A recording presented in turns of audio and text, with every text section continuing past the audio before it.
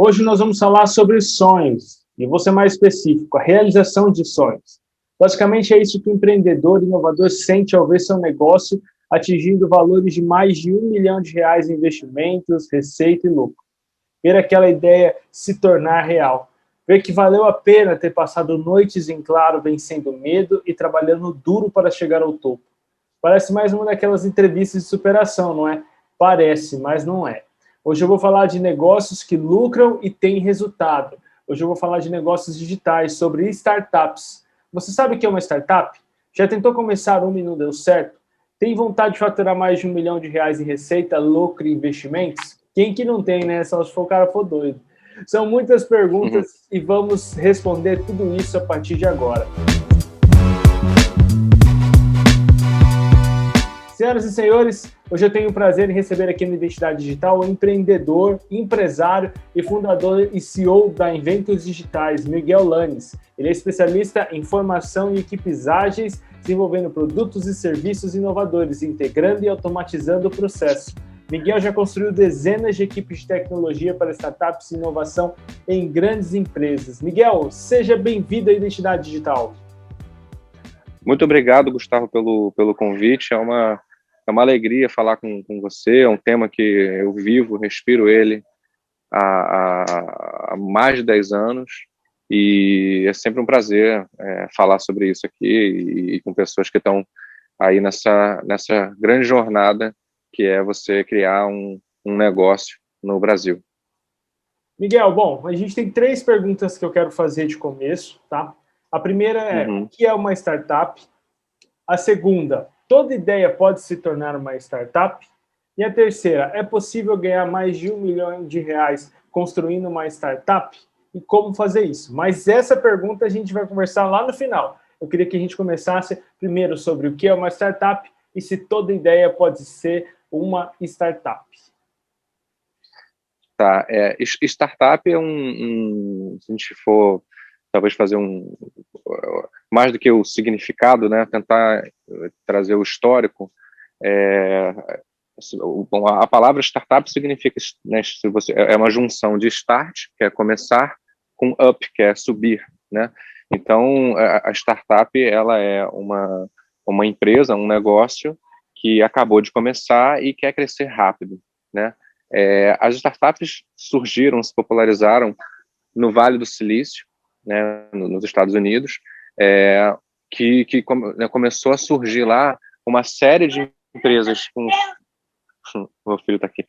Começou a surgir lá no Vale do Silício uma série de empresas com forte base tecnológica, que justamente, né, foram criadas e cresceram muito rápido por conta da tecnologia, né? A tecnologia permite que você tenha centenas de milhares de pessoas usando a sua aplicação, usando o seu produto, usando uma interface que você criou, comprando o seu produto, e é por isso que as startups estão muito associadas à tecnologia, né? Porque como é uma empresa nova que cresce rápido, é a tecnologia que faz ela crescer rápido. Então, tentando resumir, né? A startup é uma empresa de tecnologia que cresce muito rápido. É uma empresa nova de tecnologia que cresce muito rápido. Ela desafia um pouco, por exemplo, a questão dos processos tradicionais, né? Às vezes, quem está me ouvindo aqui, né? Muita gente imagina a empresa hoje naqueles processos tradicionais, você faz um grande plano de negócios, você viabiliza isso com mais tempo, você precisa de um investimento maior, e as startups vêm com uma outra proposta, né, Miguel? Existe esse paradigma da startup revolucionar o seu mercado, né? Então, se a gente pega, por exemplo, o Google, né? O Google um dia foi uma startup e ele mudou completamente a forma como a gente acessava o conhecimento de maneira digital. Antes do Google existia enciclopédias digitais, né? Existia formas de você acessar, de você buscar respostas para perguntas, né? Por meio usando o computador, até usando a internet.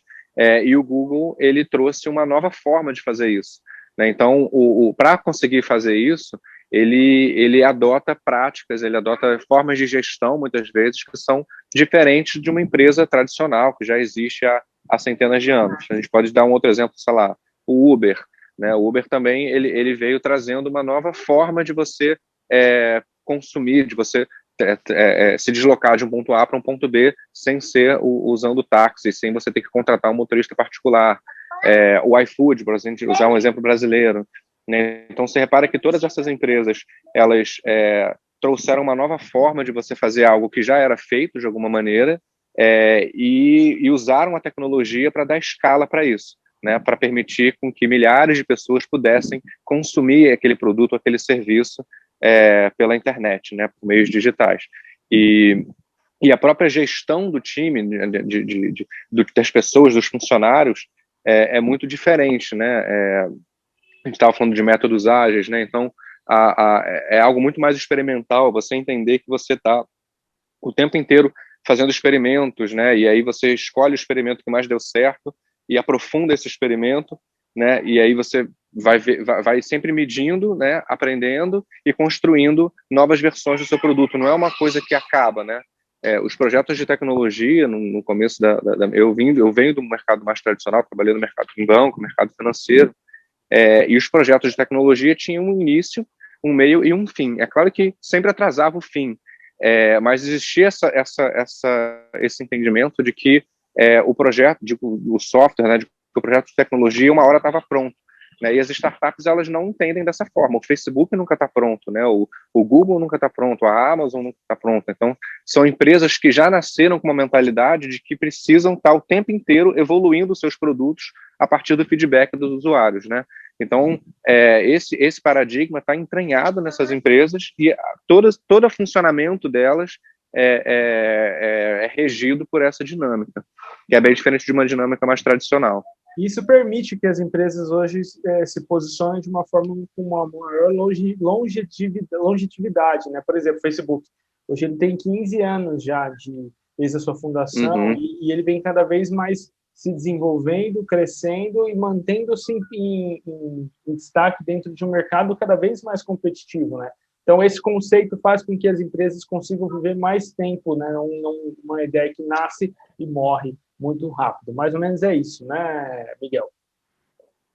O Facebook, eu estava comentando, né? Startup é uma empresa nova que cresce muito rápido, né? Então, o Facebook tem 15, 20 anos, e ele tem mais usuários, né? Ele movimenta mais dinheiro do que, sei lá, empresas automobilísticas que existem há 100 anos. Então, ele precisou de muito menos tempo do que empresas que já existem há muitos anos. Então, é claro que ele não é mais hoje uma startup, porque já é uma empresa que já existe há mais de uma década, mas ele surgiu como uma startup, ele foi uma das empresas que ajudou a popularizar esse conceito de startup, e hoje a gente tem agora, nesse momento, várias novas empresas que nascem com essa mentalidade e entendem que essa mentalidade não é só no momento do nascimento, mas é de você estar o tempo inteiro experimentando para você estar meio que tentar se manter como uma startup o tempo inteiro, né, e não só no momento do nascimento.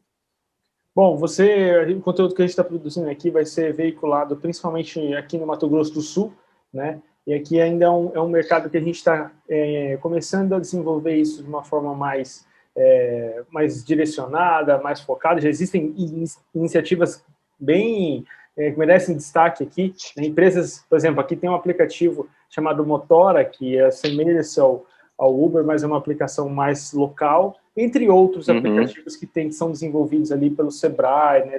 Participam desse ecossistema do Sebrae. Mas eu queria falar, assim, por exemplo, você é fundador da Inventos Digitais, né? E como que sua empresa atua nesse mercado de startups? Até para quem está aqui no estado, que queira conhecer um pouco mais vocês, né? Como que vocês trabalham? Conta um pouquinho da sua história.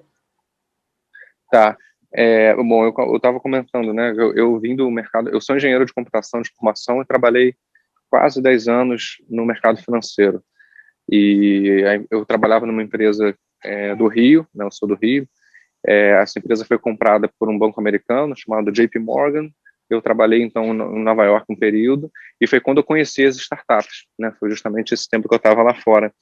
E aí eu decidi voltar me encantei com essa forma de trabalho das startups, esse ambiente mais colaborativo, essa coisa de você estar o tempo inteiro construindo, medindo, aprendendo para depois construir de novo, medir, aprender e construir de novo. Então, essa é uma dinâmica que me encanta muito, né, de você estar o tempo inteiro encontrando, né, como é que você pode melhorar o teu negócio, né, ao invés de você se acomodar, né, numa determinada estrutura.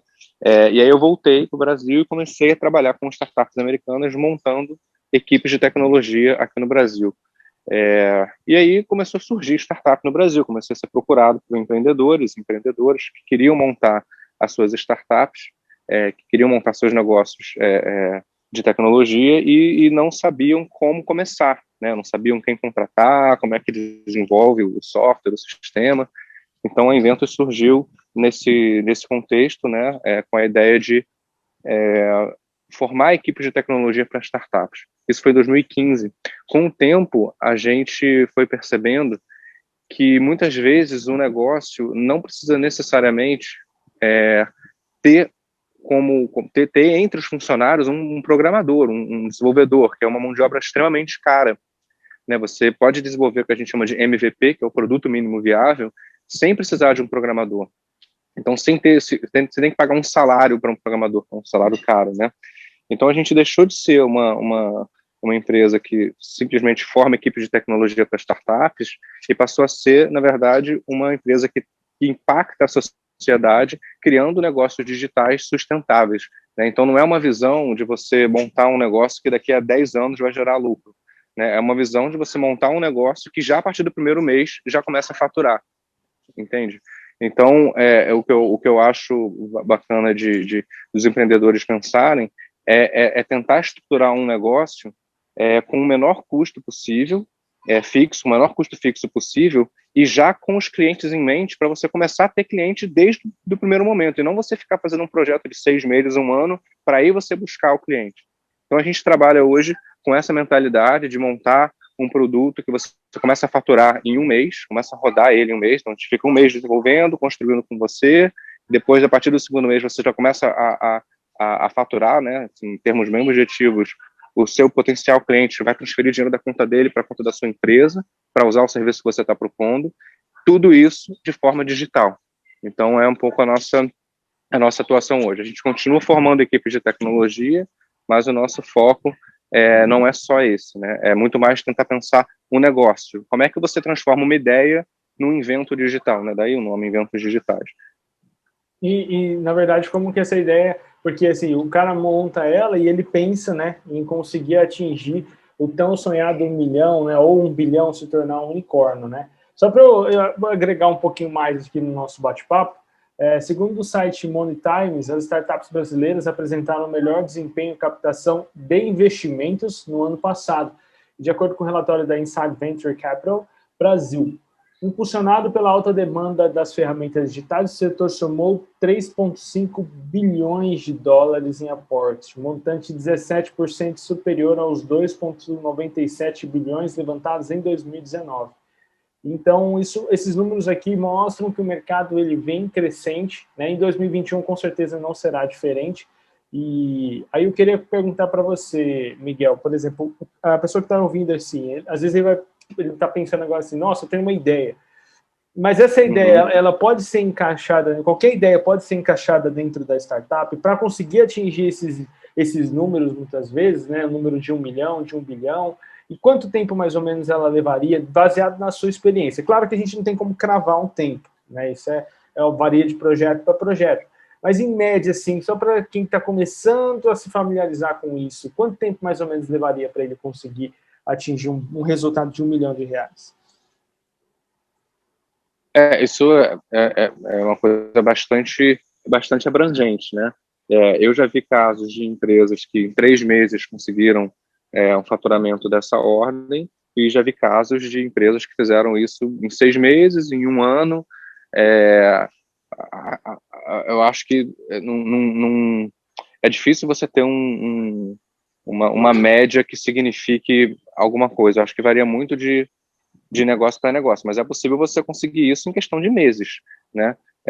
Tudo vai depender, eu acho, da tua capacidade de vender esse produto que você tá criando. Não é nem algo que muitos empreendedores ficam pensando assim, eu tive uma boa ideia, mas eu não sei desenvolver, né? Como se essa fosse a barreira, mas essa não é a barreira. A gente Se a gente sentar com o nosso cliente, a gente senta com eles, a gente trabalha durante um mês, depois de um mês ele já está faturando, né? E a dificuldade passa a ser, não é, o mais difícil não é esse primeiro mês, né? O mais difícil é o que vem depois. A partir do momento que eu tenho a plataforma pronta, para quem que eu vou vender? Quanto que eu vou cobrar? Né? E tudo isso são reflexões que você pode ter imediatamente, né? Eu acho que você deveria já começar um negócio sabendo para quem você vai vender e quanto você vai cobrar, porque aí você faz a conta. Se eu vou vender um produto, uma assinatura, um relatório, seja lá o que for, que custa, sei lá, R$ 10 por mês, e eu conheço 100 pessoas que eu tenho certeza que comprariam isso, você já sabe qual vai ser o seu faturamento. Essas 100 pessoas que eu conheço, se elas indicariam outras 100, você já sabe como pode ser o seu faturamento do mês seguinte. E aí por diante, né? Então, eu acho que o Brasil tem vários problemas, né, em vários mercados, e é por isso que tem tanta startup surgindo. E o mercado, às vezes a gente pensa assim, né? Por exemplo, quem estava em 2017 largou primeiro e agora o mercado está saturado. E você avalia que ele está saturado ou ainda tem muito, muito espaço para quem quer crescer mesmo? Eu entendo que o Brasil passa por dificuldades, mas só para a gente deixar mais claro, assim, ainda existem muitas outras boas oportunidades, na sua opinião? Eu acho que o que não falta são oportunidades, né? Muita gente reclama do Brasil por ser um país cheio de problema, e se você parar para pensar e olhar por um outro viés, você vai ver que, na verdade, para o empreendedor, são oportunidades, né? Todos os problemas que a gente tem, no final, são oportunidades de alguém que resolve esses problemas ganhar um dinheiro em cima disso, né? Um dinheiro por resolver esses problemas. Então, a gente tem toda essa área agro, né? Existe até um termo chamado agritech, né, que são empresas, startups de tecnologia ligadas ao agronegócio. Então, desde monitoramento de plantação, a parte toda de logística, a parte toda de resíduos. Então, tem uma série de áreas que são problemáticas, e que alguém que conheça esse mercado, que sabe quais são esses problemas e conheça pessoas que estão dispostas a pagar para esses problemas serem resolvidos, isso é uma oportunidade imensa. Eu acho que não é algo que está longe de se saturar. Você que é produtor rural aí, que está me ouvindo do outro lado, né, escutando o que o Miguel está falando, já vou deixar marcado aqui o contato do Miguel, o Instagram dele, as redes sociais, e-mail, o contato que for melhor para ele. E você entra em contato com ele, porque você está ouvindo, né? Tem muita oportunidade no agronegócio, né? Eu acho que o agronegócio aqui no nosso estado é muito forte. Então, você que é produtor rural aí, que está ouvindo a gente, não deixa passar, conversa com o Miguel aí. Se tiver alguma ideia, algum problema do seu dia a dia, com certeza o Miguel vai ajudar, né, Miguel? Vai colocar o time para trabalhar lá para o pessoal, né? Cara, se você conhece o mercado, você sabe que as empresas gastam, as empresas ou as pessoas gastam, sei lá, 1, 2, 3, 10 milhões de reais por mês em uma coisa que é inútil, né, ou que não gera valor nenhum, ou um problema na cadeia, e você entende que você pode criar uma solução digital que melhora isso, você tem uma oportunidade imensa de se apropriar de uma parte desse valor, entendeu? Seja desperdício de alimento, seja melhorar a própria logística das entregas, ou você prever, né, quando que vai acontecer algum evento que pode afetar a plantação, toda a parte de precificação, né? Então, assim, é uma quantidade muito grande de áreas que você pode explorar. Então, geralmente, os empreendedores que a gente gosta de trabalhar são aqueles que conhecem profundamente o problema que eles querem resolver, e precisam dar esse pontapé inicial para construir essa primeira versão, né, da plataforma digital que vai solucionar esse problema. Então, não tem mais desculpa, né? Se você estava paralisado, achando que precisava de tecnologia para você começar a faturar com o teu negócio, transformar essa tua ideia num negócio real, essa desculpa já não existe mais. Como que, por exemplo, vou dar um exemplo, eu tenho uma ideia de montar uma assinatura, uma revistaria, né, onde, um exemplo, tá, uma ideia onde eu montar uma revistaria onde o autor da matéria pudesse conversar com o público que está comprando a revista, ou seja, por podcast, por mensagem, Clubhouse. Uhum. Como que eu entrando em contato com você, hoje falando assim, Miguel, vamos fazer um projeto. Quanto que eu precisaria ter hoje em mãos, assim, só para a gente deixar bem claro, assim, quanto que eu precisaria ter em mãos e como que funcionaria as etapas do seu trabalho? A gente tem, inclusive, se você olhar na Amazon, tem um livro lá chamado Inventos Digitais, onde a gente fala sobre esse nosso método de trabalho, que é baseado no método que as empresas lá do Vale do Silício costumam usar. Então, é uma coisa sequenciada, né? Então, a gente começa discutindo o modelo de negócio. Então, quem é o público-alvo, qual é a proposta de valor, como é que você vai chegar nesse público-alvo, quais são as possíveis fontes de receita, quais os recursos, as atividades-chave que você vai ter que fazer, quais os custos envolvidos, quem são seus potenciais parceiros. Depois a gente aprofunda o entendimento sobre esse público-alvo, né? Então, quem é, onde mora, quantos anos tem, o que gosta de fazer, quais são os valores, quais são os comportamentos. Então, entende bem quem é essa persona, né? Como o pessoal costuma chamar no marketing. E aí entende quais são as tarefas que ele faz no dia a dia dele, quais são as maiores dores, quais são os maiores prazeres, para a partir daí começar a pensar nas características que esse produto que a gente vai criar precisa ter para endereçar essas dores, esses prazeres, essas tarefas. Discute um pouco a questão da marca, né? Então, qual é a melhor tipografia, qual é a melhor paleta de cores, qual é o melhor nome, se não tem nome a gente ajuda a criar um nome, logo, esse tipo de coisa, e depois a gente entra nas jornadas, né? Porque você pode ter bem comum você ter mais de um tipo de usuário, né, que tem jornadas diferentes. Sei lá, Uber, por exemplo, tem um usuário que é o motorista e o usuário que é quem pega a corrida. Então é muito comum você ter mais de um tipo de usuário. Então você mapeia a jornada dele desde o momento em que ele descobre que o teu produto existe até o momento que ele é bem sucedido usando o seu produto. Qual é cada micropasso que ele tem que fazer. E a partir daí a gente define o MVP, né? Então a gente define qual é o mínimo que a gente precisa oferecer para esse público-alvo, para ele estar disposto a pagar para usar o nosso produto, e aí a gente te mostra como é que você cria esse produto sem precisar de um programador, sem precisar de uma equipe de tecnologia, sem precisar aprender a programar, nem nada disso, usando ferramentas que já estão aí disponíveis na internet. Então, depois de um mês, isso é um processo que dura um mês, você está com um produto rodando, faturando, e sendo entregue de forma digital para o teu potencial cliente. E aí vocês acompanham depois, né, de um mês, a pessoa faz vocês vão acompanhando esse processo até ela conseguir faturar mais, né? Assim, isso é uma coisa muito legal, né? A gente acabou criando uma espécie de comunidade, né? Porque a gente fica muito próximo das startups, né? A gente não trabalha com qualquer startup, tem startups que não fazem, tem negócios que não fazem muito sentido, então a gente acaba acompanhando. Aí às vezes a gente vai fazer uma rodada de investimento, a gente tem contato com redes de investidores, então a gente acaba fazendo essa ponte também. A gente tem investimento em algumas startups também, então a gente acaba ficando muito próximo e amigo mesmo o empreender é uma jornada, né, solitária. Então é importante você conversar com outros empreendedores, ter essas redes para ajudar você no caminho, e a gente acaba sendo parte dessa rede que o empreendedor forma na hora que ele monta o negócio dele. Então todos os nossos clientes são super próximos da gente, né? Inclusive a maior parte dos nossos clientes vieram por indicação de clientes anteriores, né? Então isso é um sinal de que funciona, né? De que essa dinâmica funciona bem. Os que estão satisfeitos, né? Acho que é a grande sacada que uma pessoa indica a outra porque está satisfeito com o resultado. Com o resultado, né? Perfeito. É verdade. Você que está me ouvindo aí do outro lado, né?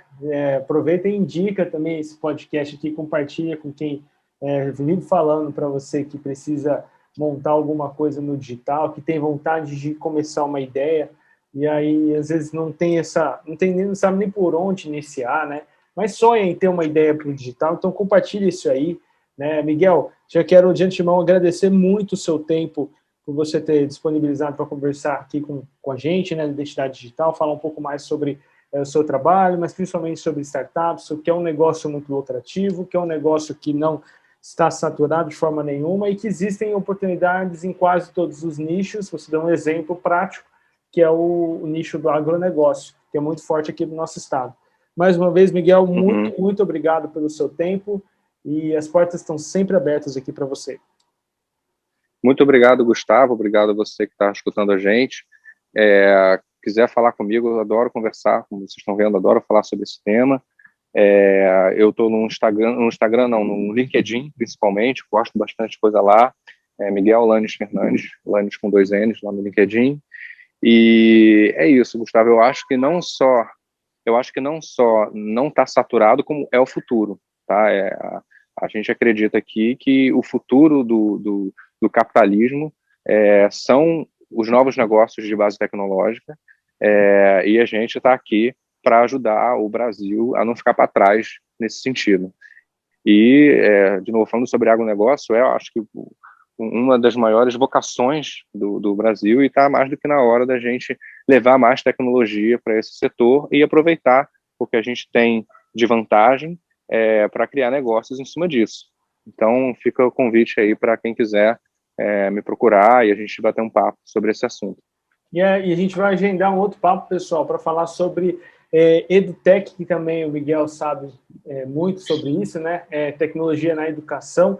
E eu acho que no meio da pandemia foi muito necessário, será ainda mais necessário, que a pandemia, infelizmente, ainda não acabou, as escolas, faculdades se organizar isso, mas isso é um papo para outro podcast. Por hoje a gente encerra por aqui. Mais uma vez, Miguel, muito obrigado. Nos vemos na semana que vem, você que está aí do outro lado. Não esquece de compartilhar esse podcast. Um grande abraço e tchau, tchau. Valeu, pessoal. Obrigado, Gustavo. Valeu, Miguel.